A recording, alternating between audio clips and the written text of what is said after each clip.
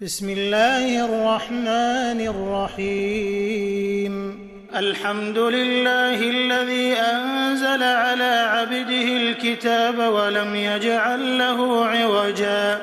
قيما لينذر بأسا شديدا من لدنه ويبشر المؤمنين الذين يعملون الصالحات أن لهم أجرا حسنا ماكثين فيه أبدا وينذر الذين قالوا اتخذ الله ولدا ما لهم به من علم ولا لآبائهم كبرت كلمة تخرج من أفواههم إن يقولون إلا كذبا فلعلك باخع نفسك على آثارهم إن لم يؤمنوا بهذا الحديث أسفا إنا جعلنا ما على الأرض زينة لها لنبلوهم أيهم أحسن عملا وإنا لجاعلون ما عليها صعيدا جرزا أم حسبت أن أصحاب الكهف والرقيم كانوا من آياتنا عجبا إذ أوى الفتية إلى الكهف فقالوا ربنا آتنا من لدنك رحمة وهيئ لنا من أمرنا رشدا فضربنا على آذانهم في الكهف سنين عددا ثم بعثناهم لنعلم أي الحزبين أحصى لما لبثوا أمدا نحن نقص عليك نبأهم بالحق إنهم فتية آمنوا بربهم وزدناهم هدى وربطنا على قلوبهم إذ قاموا فقالوا ربنا رب السماوات والأرض لن ندعو من دونه إلها لقد قلنا إذا شططا هؤلاء قومنا اتخذوا من دونه آلهة لولا يأتون عليهم بسلطان بين فمن أظلم ممن افترى على الله كذبا وإذ اعتزلتموهم وما يعبدون إلا الله فأووا إلى الكهف ينشر لكم ربكم من رحمته ويهيئ لكم من أمركم مرفقا وترى الشمس إذا طلعت تزاور عن كهفهم ذات اليمين وإذا غربت تقرضهم ذات الشمال وهم في فجوة منه ذلك من آيات الله من يهد الله فهو المهتد ومن يضلل فلن تجد له وليا مرشدا وتحسبهم أيقاظا وهم رقود ونقلبهم ذات اليمين وذات الشمال وكلبهم باسط ذراعيه بالوصيد لو اطلعت عليهم لوليت منهم فرارا ولملئت منهم رعبا وكذلك بعثناهم ليتساءلوا بينهم قال قائل منهم كم لبثتم قالوا لبثنا يوما أو بعض يوم قالوا ربكم أعلم بما لبثتم فابعثوا أحدكم بورقكم هذه إلى المدينة فلينظر أيها أزكى طعاما فليأتكم برزق منه وليتلطف ولا يشعرن بكم أحدا إنهم إن يظهروا عليكم يرجموكم أو يعيدوكم في ملتهم ولن تفلحوا إذا أبدا وكذلك أعثرنا عليهم ليعلموا أن وعد الله حق وأن الساعة لا ريب فيها إذ يتنازعون بينهم أمرهم فقالوا ابنوا عليهم بنيانا ربهم أعلم بهم قال الذين غلبوا على أمرهم لنتخذن عليهم مسجدا سيقولون 3 رابعهم كلبهم ويقولون 5 سادسهم كلبهم رجما بالغيب ويقولون 7 وثامنهم كلبهم قل ربي أعلم بعدتهم ما يعلمهم إلا قليل فلا تمار فيهم إلا مراء ظاهرا ولا تستفت فيهم منهم أحدا ولا تقولن لشيء إني فاعل ذلك غدا إلا أن يشاء الله واذكر ربك إذا نسيت وقل عسى أن يهديني ربي لأقرب من هذا رشدا ولبثوا في كهفهم 300 سنين وازدادوا 9 قل الله أعلم بما لبثوا له غيب السماوات والأرض أبصر به وأسمع ما لهم من دونه من ولي ولا يشرك في حكمه أحدا واتل ما أوحي إليك من كتاب ربك لا مبدل لكلماته ولن تجد من دونه ملتحدا واصبر نفسك مع الذين يدعون ربهم بالغداة والعشي يريدون وجهه ولا تعد عيناك عنهم تريد زينة الحياة الدنيا ولا تطع من أغفلنا قلبه عن ذكرنا واتبع هواه وكان أمره فرطا وقل الحق من ربكم فمن شاء فليؤمن ومن شاء فليكفر إنا أعتدنا للظالمين نارا أحاط بهم سرادقها وإن يستغيثوا يغاثوا بماء كالمهل يشوي الوجوه بئس الشراب وساءت مرتفقا إن الذين آمنوا وعملوا الصالحات إنا لا نضيع أجر من أحسن عملا أولئك لهم جنات عدن تجري من تحتهم الأنهار يحلون فيها من أساور من ذهب ويلبسون ثيابا خضرا من سندس وإستبرق متكئين فيها على الأرائك نعم الثواب وحسنت مرتفقا واضرب لهم مثل الرجلين جعلنا لأحدهما جنتين من أعناب وحففناهما بنخل وجعلنا بينهما زرعا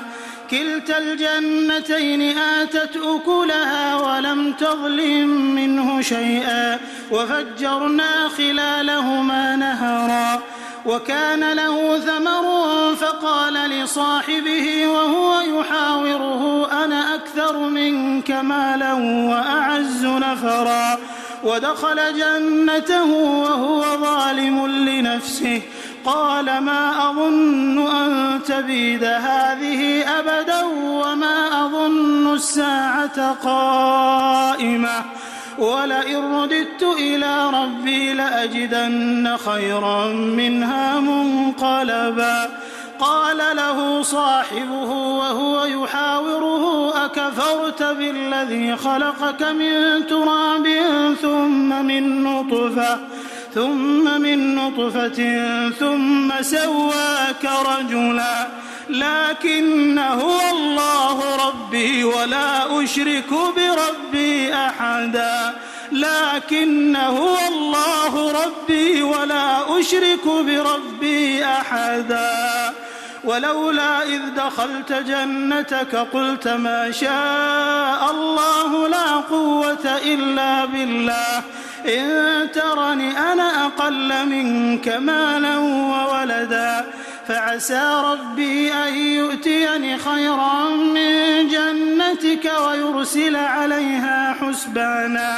ويرسل عليها حسبانا من السماء فتصبح صعيدا زلقا أو يصبح ماؤها غورا فلن تستطيع له طلبا وأحيط بثمره فأصبح يقلب كفيه على ما أنفق فيها وهي خاوية على عروشها ويقول يا ليتني لم أشرك بربي أحدا ولم تكن له فئة ينصرونه من دون الله وما كان منتصرا هنالك الولاية لله الحق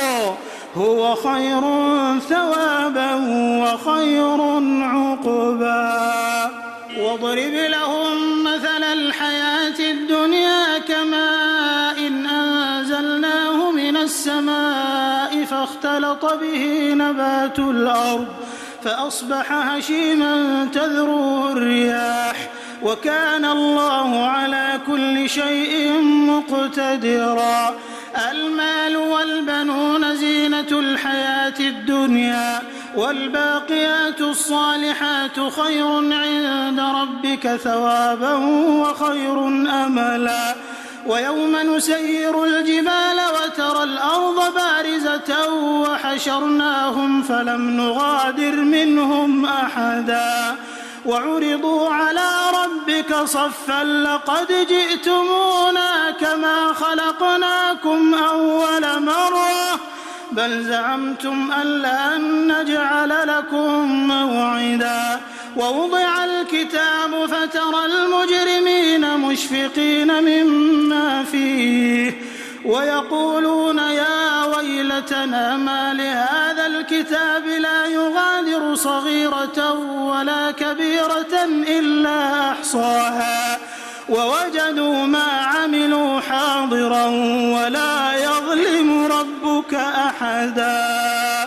وإذ قلنا للملائكة اسجدوا لآدم فسجدوا إلا إبليس كان من الجن ففسق عن أمر ربه أفتتخذونه وذريته أولياء من دوني وهم لكم عدو بئس للظالمين بدلا ما أشهدتهم خلق السماوات والأرض ولا خلق أنفسهم وما كنت متخذ المضلين عضدا ويوم يقول نادوا شركائي الذين زعمتم فدعوهم فلم يستجيبوا لهم وجعلنا بينهم موبقا ورأى المجرمون النار فظنوا أنهم مواقعوها ولم يجدوا عنها مصرفا ولقد صرفنا في هذا القرآن للناس من كل مثل وكان الإنسان أكثر شيء جدلا وما منع الناس أن يؤمنوا إذ جاءهم الهدى ويستغفروا ربهم إلا أن تأتيهم سنة الأولين أو يأتيهم العذاب قبلا وما نرسل المرسلين إلا مبشرين ومنذرين ويجادل الذين كفروا بالباطل ليدحضوا به الحق واتخذوا آياتي وما أنذروا هزوا ومن أظلم ممن ذكر بآيات ربه فأعرض عنها ونسي ما قدمت يداه إنا جعلنا على قلوبهم أكنة أن يفقهوه وفي آذانهم وقرا وإن تدعهم إلى الهدى فلن يهتدوا إذا أبدا وربك الغفور ذو الرحمة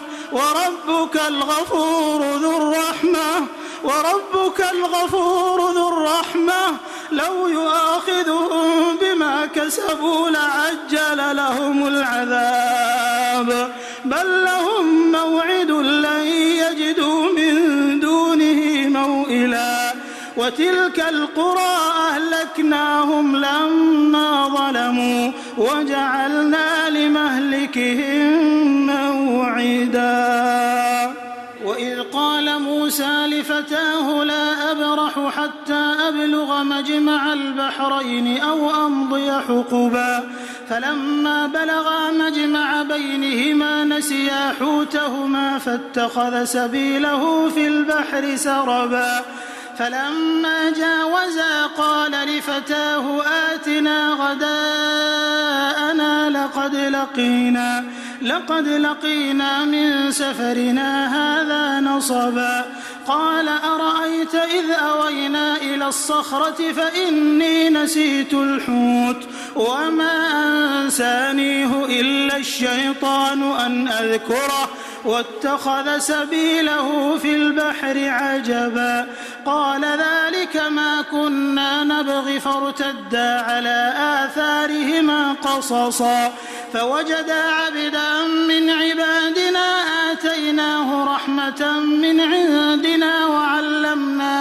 وعلمناه من لدنا علما قال له موسى هل أتبعك على أن تعلمني مما علمت رشدا قال إنك لن تستطيع معي صبرا وكيف تصبر على ما لم تحط به خبرا قال ستجدني إن شاء الله صابرا ولا أعصي لك أمرا قال فإن اتبعتني فلا تسألني عن شيء حتى أحدث لك منه ذكرا فانطلقا حتى إذا ركبا في السفينة خرقها قال أخرقتها لتغرق أهلها لقد جئت شيئا إمرا قال ألم أقل إنك لن تستطيع معي صبرا قال لا تؤاخذني بما نسيت ولا ترهقني من أمري عسرا فانطلقا حتى إذا لقيا غلاما فقتله قال أقتلت نفسا زكية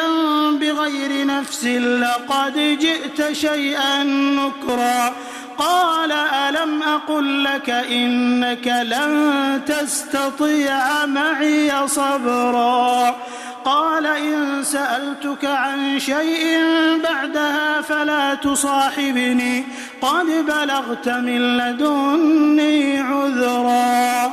فانطلقا حتى إذا أتيا أهل قرية استطعما أهلها فأبوا أن يضيفوهما فوجدا فيها جدارا يريد أن ينقض فأقامه قال لو شئت لاتخذت عليه أجرا قال هذا فراق بيني وبينك سأنبئك بتأويل ما لم تستطع عليه صبرا أما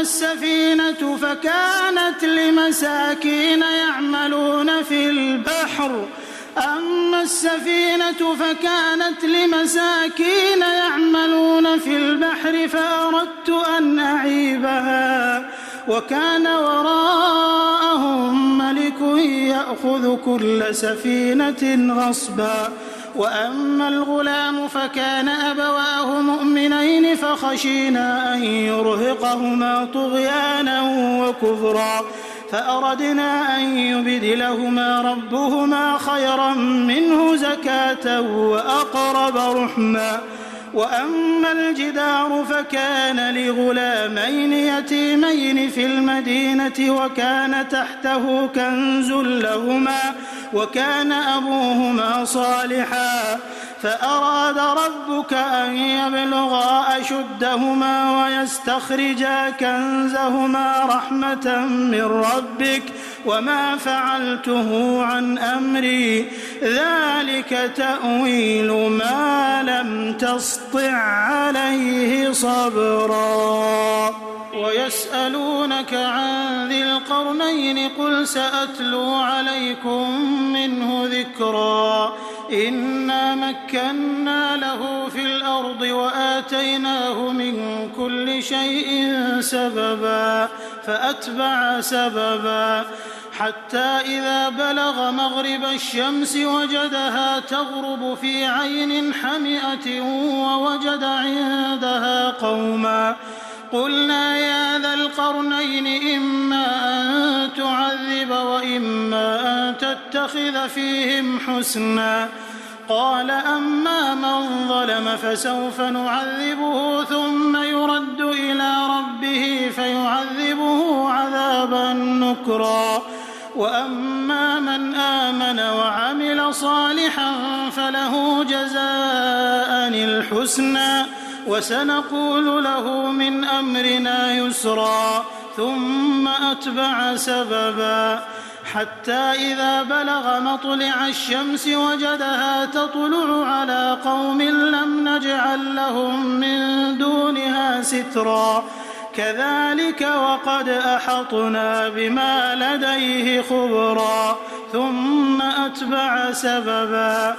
حتى إذا بلغ بين السدين وجد من دونهما قوما لا يكادون يفقهون قولا قالوا يا ذا القرنين إن يأجوج ومأجوج مفسدون في الأرض فهل نجعل لك خرجا على أن تجعل بيننا وبينهم سدا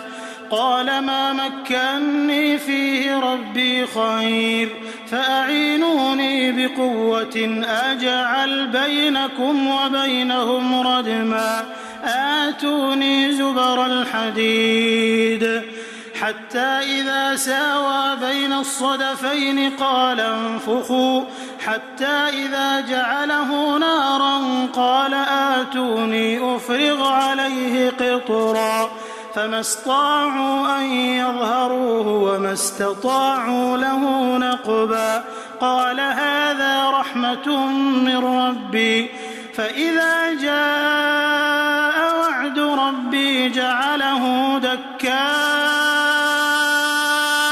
وكان وعد ربي حقا وتركنا بعضهم يومئذ يموج في بعض ونفخ في الصور فجمعناهم جمعا وعرضنا جهنم يومئذ للكافرين عرضا